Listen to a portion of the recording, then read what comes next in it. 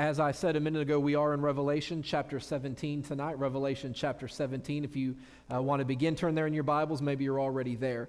But while you're turning to Revelation 17, I want you to think about this concept that the more valuable something is, the more likely it is to be counterfeited. The more valuable something is, the more likely it is to be counterfeited. We typically hear about people counterfeiting things like $100 bills. Jesse, in all your time working at the bank, though, have you ever had to check $5 bills to see if they're... yeah. Well, I got to tell you, I've never checked out. I've never paid with hundreds, but I've never checked out and had somebody take that $5 bill and hold it up to see if that $5 bill was a counterfeit. It seems to me that if you're going to counterfeit money, it's the big bills that you do that with. I've never seen counterfeit pennies. Have you seen counterfeit pennies?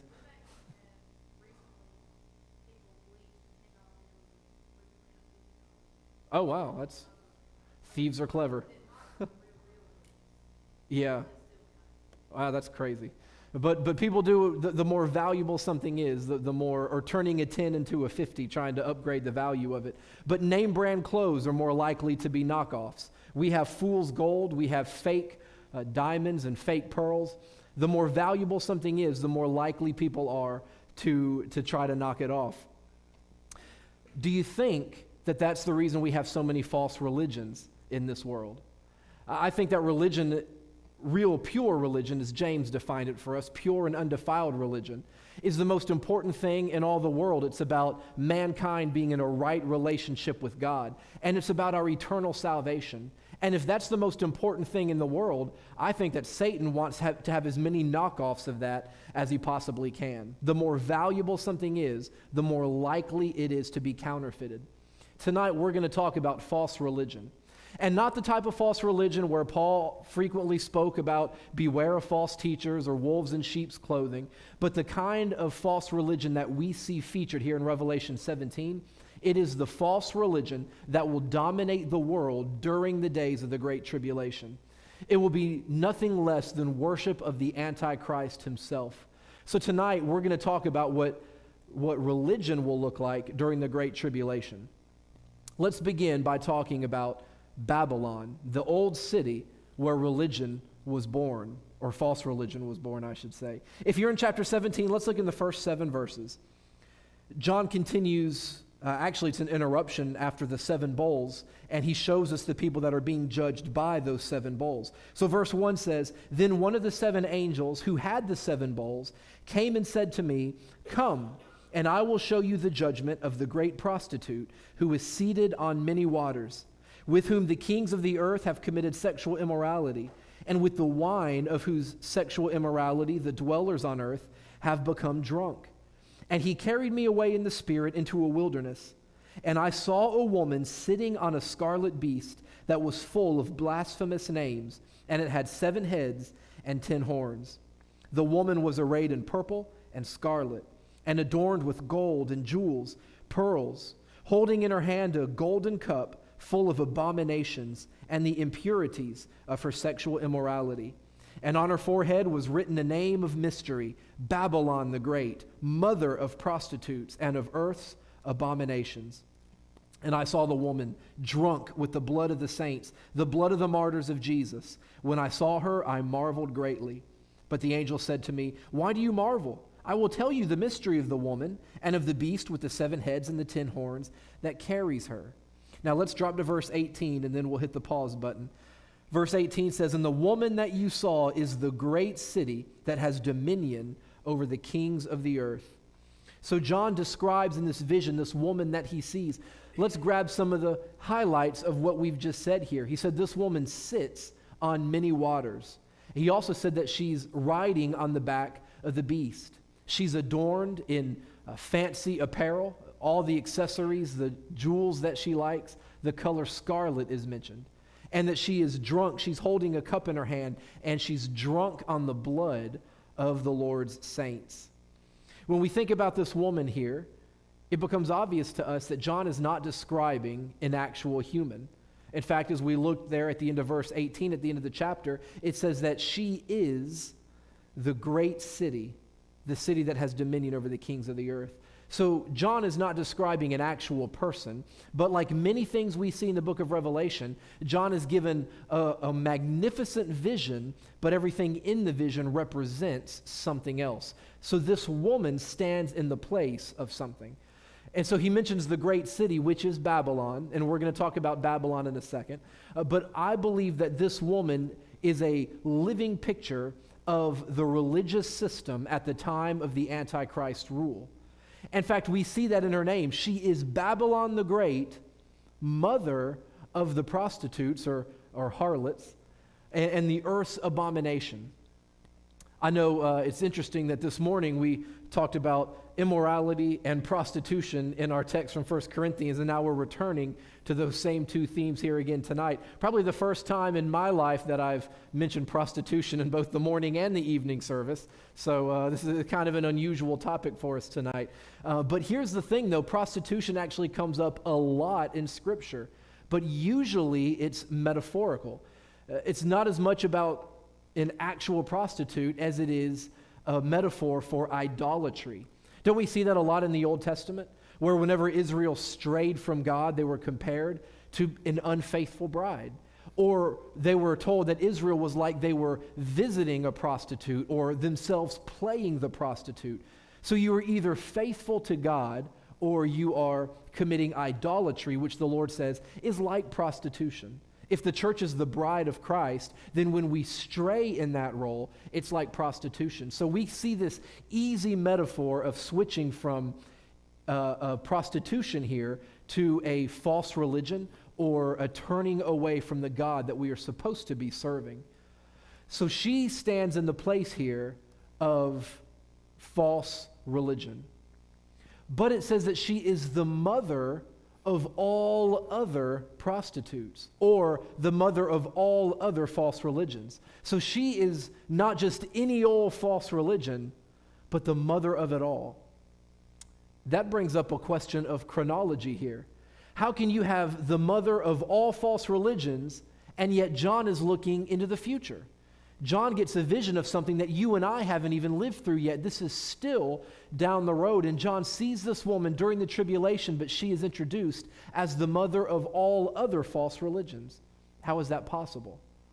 It's only because, which came first, the mother or the offspring, It seems backwards here. It seems that she would be the last of all, not the mother of all. But it only makes sense if we understand where false religion started. And I said a minute ago, it started in Babylon. The very first instance of false religion we see in the Bible takes place in Genesis chapter 11. In Genesis 11, this is the famous event at the Tower of Babel. Babel is Babylon. It's the same place. Babel is located about 50 miles south of Baghdad today in modern-day Iraq. And this is where false religion had its birth. At this place, now there was, I'm not saying that people were perfect before that. There was unspeakable wickedness. This is after the flood. People were already doing what was right in their own eyes. God already flooded the world. But this is the first time that we see people worshiping something other than God. And it starts at the Tower of Babel. This is viewed as being the birthplace of false religion. At the Tower of Babel, the leader of this whole thing was a man by the name of Nimrod. And if you wonder why that is an insult today, you ever call somebody a Nimrod? It goes back to this person who led the world in worshiping something other than God. Nimrod got this bright idea that they could build this ziggurat, this tower, to reach up into the heavens, not to worship God, but as a way of worshiping everything besides God. Nimrod's name means to rebel. It's possible that his name was changed after the fact, that it was a nickname that was given because he led this rebellion against the God of heaven. And this is where false religion started. False religions are different. Everywhere that you look over all the centuries, false religion has taken a million different forms. It's fitting, though, that at Babel, all the other languages of the world have their origins, and all the false religions of the world do as well. So that today, if you were to talk to a Muslim or a Mormon who could not be more different than each other, they all have their roots going back to the Tower of Babel. This is when people began to worship something other than the God of heaven. So the analogy then is very fitting. If the religious system of the Great Tribulation is the mother of all other false religions, but her name is Babylon the Great. We see that it was in Babylon where it started, and that it's only picked up speed ever since. So she's the mother of all, even though she's in the future, because it's really one and the same. All false religions, no matter what they call themselves, they really all go back not just to Babylon, they go back to Lucifer himself, who really led the first rebellion against God. And Lucifer does not care if you're Muslim or Mormon. He just doesn't want you to be Christian. And so he will use any kind of false religion, even ones that meet under a steeple in a Baptist church, so long as it is not the pure and undefiled religion that James wrote to us about. So Satan doesn't care what your false religion is. He just wants to have you in some kind of false religion. And so if we think about Babel or Babylon, what we know about them over the years is Babylon throughout the Old Testament remained a hub of false religion. In the days of Jeremiah, it was estimated that there were no fewer than 180 shrines in Babylon dedicated alone to the goddess Ishtar, who was called the Queen of Heaven. It was said of ancient Babylon during these times that the people of Babylon were drunk with the blood of the martyrs and of the saints. It's a very appropriate metaphor that John receives here in this vision. Also, we see in this chapter, it says that she is sitting on many waters. Well, how's she sitting on many waters and also sitting on the back of the beast? Well, the word, any preposition is difficult to translate. In any language, prepositions are difficult. But to be sitting on many waters, it's probably better to understand this as sitting beside many waters. The word can be translated a variety of different ways. So if we think back to how ancient civilizations worked, when there was no running water, the closer you were to a source of water, the better off you were. So all the capital cities were located where the water was. And the farther away you got from water, the more rural or desolate the places might be. So kings would have their thrones as close to running water as they could find. Streams of water is where you were going to find the powerful and important people. So it is said here that this great harlot, as she's called in the King James, this great prostitute, she sits beside, not on top of, but nearby many streams of water. It speaks about the influence that she has. Like a king who wants to be close to the water, she sits by all kinds of water. It means that she has influence over a whole lot of people, most likely the entire world. It is said, speaking again of Babylon, Jeremiah referred to Babylon or the Babylonians as you who sit by many waters. So we don't know the ins and outs of what this religion will look like, whether they're reading from old texts or whether it's something that has started from scratch. We don't know all that, but what we do know, because we haven't lived through it yet, but what we do know is that it's going to be a religion that is dedicated towards getting people to worship the beast himself, the Antichrist. There's not going to be any preaching of the cross in this religion, because the preaching of the cross is foolishness to those who are unbelievers. There's not going to be any self-denial, any repentance. It's going to be tickling people's itching ears. And because she is sitting on the beast, we know that she is propped up by the beast. So we've talked about Babylon. Now let's talk about that beast. In verse 8, it says, the beast that you saw was and is not, and is about to rise from the bottomless pit and go to destruction. And the dwellers on earth, whose names have not been written in the book of life from the foundation of the world, will marvel to see the beast, because it was and is not and is to come. I know that doesn't make a whole lot of sense. I know that's a confusing phrase there. In fact, we didn't even get to everything yet in verse 7. We talked about the heads and the horns. I read that verse and we didn't get to all that. We're going to bring all this stuff together as we move on here. But John mentions here in this vision about seeing the beast that this woman is riding on top of. We've already talked about this beast before. The beast is the Antichrist. Not the first time we've seen the beast in Revelation, but this is the first time that the beast is said to be wearing the color scarlet. And so the beast and the prostitute both are here associated with scarlet in this chapter. So I believe then that this speaks of the symbiotic relationship between the woman and the beast. Just as we said this morning, meat for the body and the body for meat, we see here that it's the beast for the prostitute and the prostitute for the beast. They need each other. They rely on each other. She is being propped up by the beast, and in turn, she's making the beast look attractive. Just as she dresses in beautiful scarlet, now he is associated with that same color scarlet. He props her up and gives her power, and she in turn makes him look attractive to the whole world. Because this religion that she is leading here is getting people to worship the Antichrist, to where now he will have the whole world eating out of the palm of his hand, because there is a merging of church and state here like the world has never seen before. This will make the ACLU's heads explode, except they're probably going to be all on board with this in the Great Tribulation. But we see here now she representing religion, him representing human government, and they're coming together where people will be worshiping their leader as if he is God. She will be intolerant of anyone who does not worship the Antichrist. As we see in verse 6 that she is even given people, she's given the power to kill those, the blood of the martyrs. She's given the power to kill those who do not worship the Antichrist. That's a good way to grow a church, isn't it? You want to get numbers in your church? Join or die. That's pretty much how it works. She will intimidate people into being a part of this religion.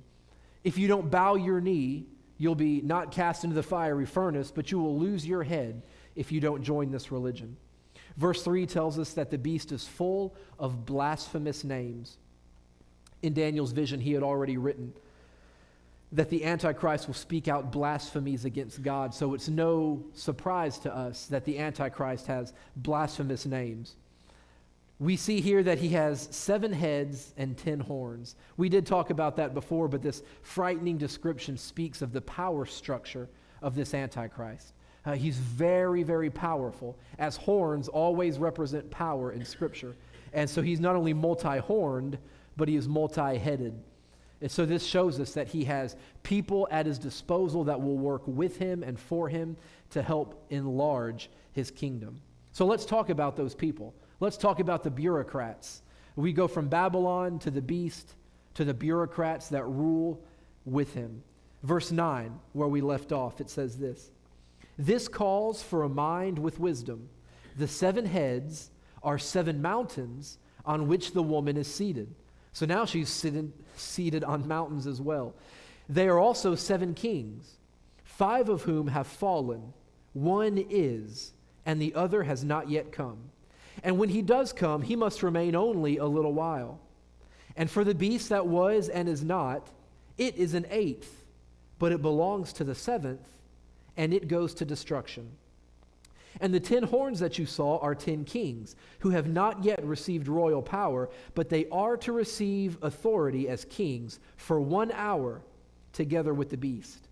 These are of one mind, and they hand over their power and authority to the beast.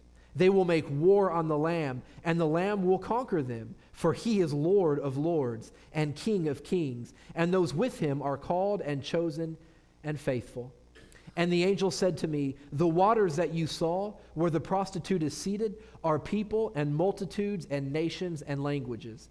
And the 10 horns that you saw, they and the beast will hate the prostitute. They will make her desolate and naked and devour her flesh and burn her up with fire. For God has put it in their hearts to carry out his purpose by being of one mind and handing over their royal power to the beast until the words of God are fulfilled." So here we get a picture of the people that are working in conjunction with the Antichrist. I call them the bureaucrats. They are the human government or the rulers that are working together with the Antichrist. As just mentioned, the beast has 7 heads and 10 horns. The angel says that these 7 heads are also 7 mountains.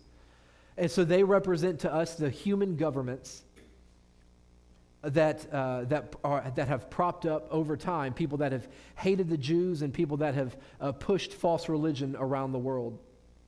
The 5 kings that we see here, as we've already seen this elsewhere in Revelation, but these 5 kings most likely refer to Egypt, Assyria, Babylon, the Medo-Persians, and then Greece. He says there are 5 that were. all past tense. Those kingdoms had all risen and fallen. They were the biggest enemies of Israel. And he says the sixth still is. That would then refer to the Roman government that was leading the world at this time, also no friends of the Jews. And then he says that there is a seventh that is to come.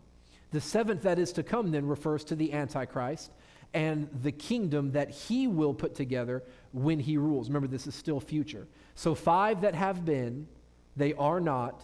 1 that is, that's Rome. And then the 7th still is to come, and that would be the Antichrist. But he says he will only rule for a short time. More literally, 3.5 years or 42 months, the back end of the tribulation. I know this gets complicated. And John says this calls for a mind of wisdom. So let us put our thinking caps on as we wade through these difficult waters. He says that there is one that is a part of the 7th and yet is the 8th. I know this gets confusing here, but let's try to understand this together. If we think back to the Antichrist, we've already been told that there was a time when the Antichrist either died and rose again, or appeared to have died, suffered a mortal wound from which he made a miraculous recovery. We don't know which it is, but one way or the other, for all intents and purposes, the Antichrist was considered dead for a time and then comes back to power. So in that regard, the Antichrist is both the 7th kingdom and the 8th kingdom. He's kind of like Grover Cleveland, if we can put this in something that Americans can understand. Grover Cleveland is the only president to have served non-consecutive terms. So Joe Biden is the 46th president of the United States, but he's only the 45th person to have ever held this office. Whenever I say that, people correct me. When I'll say, the presidency is such an amazing thing. We've only had 45 people to ever hold that office. Somebody might say, no, 46. No, it is 45. Biden is number 46. But Grover Cleveland, I believe he was the 20th and 22nd president, but only 45 men have held office. He served non-consecutive terms. The Antichrist will be like that. Although he will serve, so to speak, consecutive terms, he's numbered as 7 and 8 because there's an interruption at somehow in his rule because he was either dead or wounded and he comes back. And so John says this takes a mind of wisdom, but the 7th is also the 8th because of whatever it is that happened to him. We don't know all that, but it will make sense for the people that live through it. And so that explains the 7 heads, the 7 kingdoms, but then the 10 horns, I believe those speak of the 10 people that will be around the Antichrist. We've said this before. He'll either have a cabinet of men that he picks, or there will be leaders, kings of other nations that work with the Antichrist. It might be a European Union. It might be a United Nations. It might be some kind of confederacy of human governments, but they will willingly give their power, it says here, to the Antichrist. Whoever they are yes men. They will rubber stamp the Antichrist's agenda. They will not think for themselves, but they will do whatever the Antichrist wants them to do. And specifically, the text tells us that will mean making war with the Lamb of God, making war with the church of Jesus, making war with the Jews that profess faith in Jesus. But they will do so to their own peril. By making war with the Lamb, we're talking now about the Battle of Armageddon. Last time we were together, we talked about when the 7th bowl was poured out, the 6th made way for the kings to assemble for the Battle of Armageddon. And we kind of stopped there. We said we're going to get to Armageddon. That's described for us in chapter 19. But here in 17, we're seeing that the Antichrist will use the people around him to make all this happen. The kings of the earth, they will bring their armies together to go to war with the Lamb. But I love what it says here. The Lamb will destroy them. Why? Because he is the King of kings and he is the Lord of lords. I don't care how many horns the Antichrist has. I don't care how many people will give him their authority, how many people will say, hey, our armies are yours to use. Our resources are yours. Do you need money, Antichrist? Here it is. Whatever you say, you've got it. We will all help you in this war. And they can have billions of people in this battle. But he is the King of kings and the Lord of lords, and he will not lose one. He said, Father, all that you've given me, I have not lost. And when it comes to the great tribulation, he will say the same. When it comes to the battle of Armageddon, he will say, everyone on my side here is going to be safe and sound. I'll do all the fighting.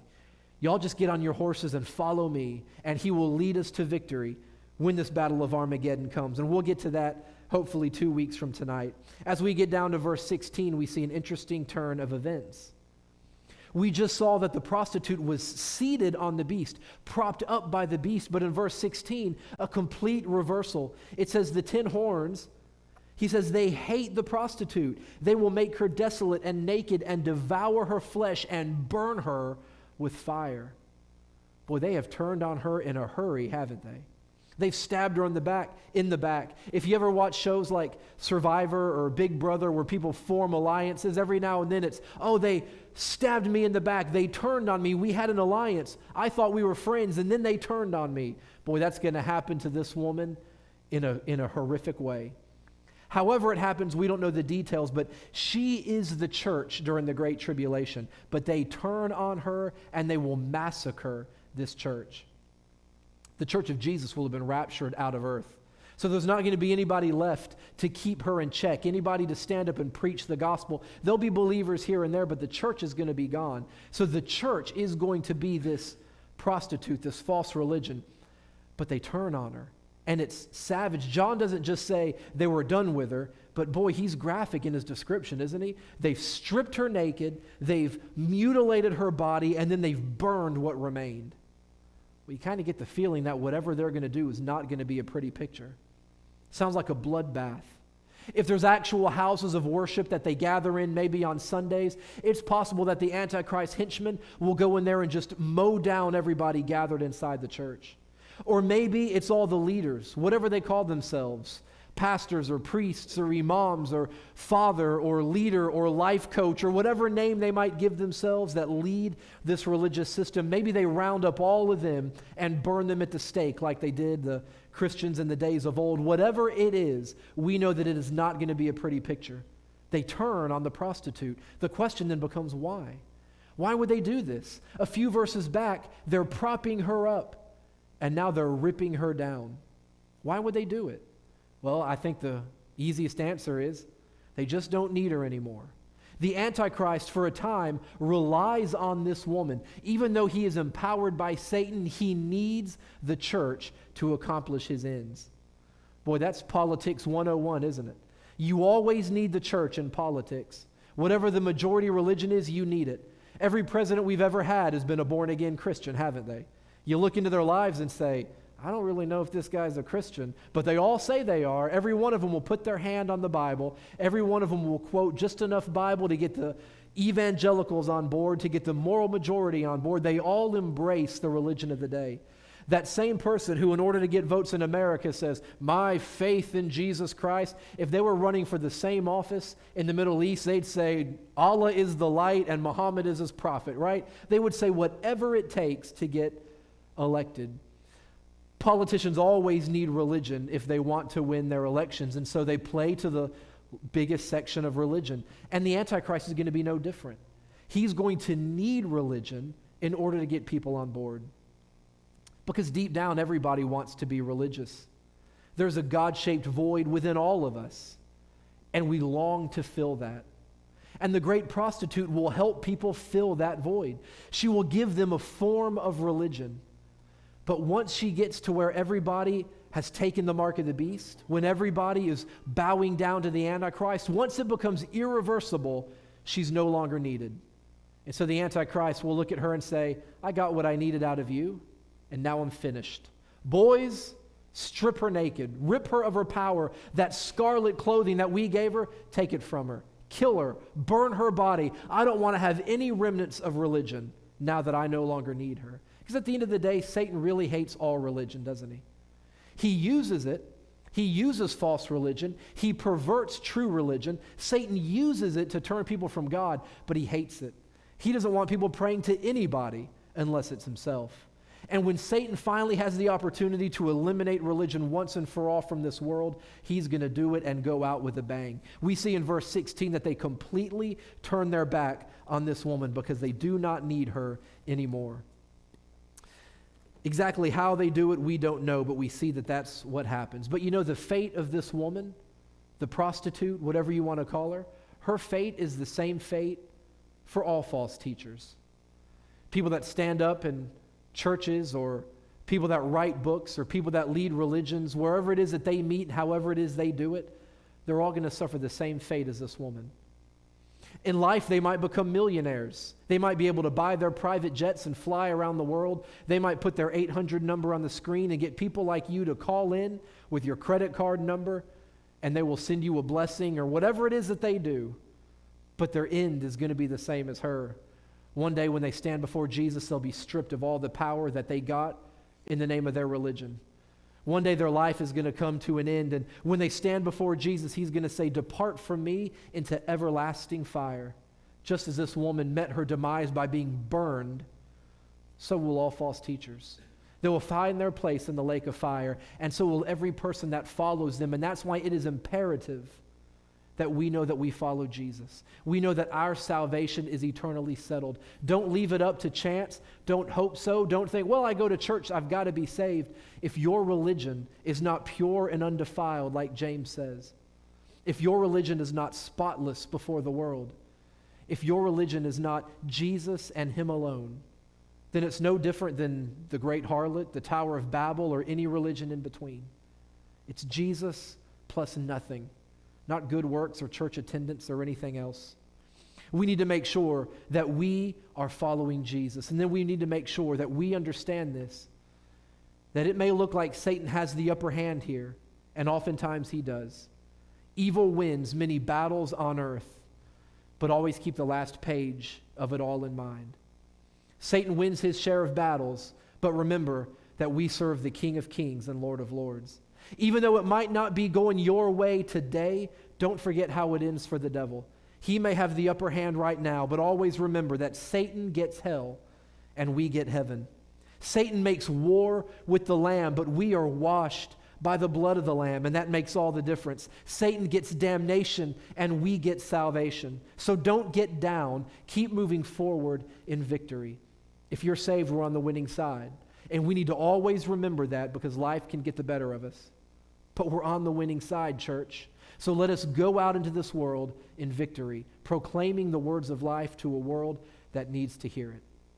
I'm going to ask if you would stand with me tonight. Before we dismiss, as always, we want you to have the opportunity to pray to God, maybe just something on your heart that you want to talk to about, just right where you stand, or maybe you want to come down here and pray, but we want you to have the opportunity to do that. While something's fresh on your mind, it's so easy to forget when we walk out the door. Maybe today you want to talk to the Lord about something and just want to give you the chance. So Lord, I want to pray. Thank you once again for tuning in to our live broadcast here at Putman Baptist Church. As always, we appreciate you being a part of our service from wherever you choose to watch.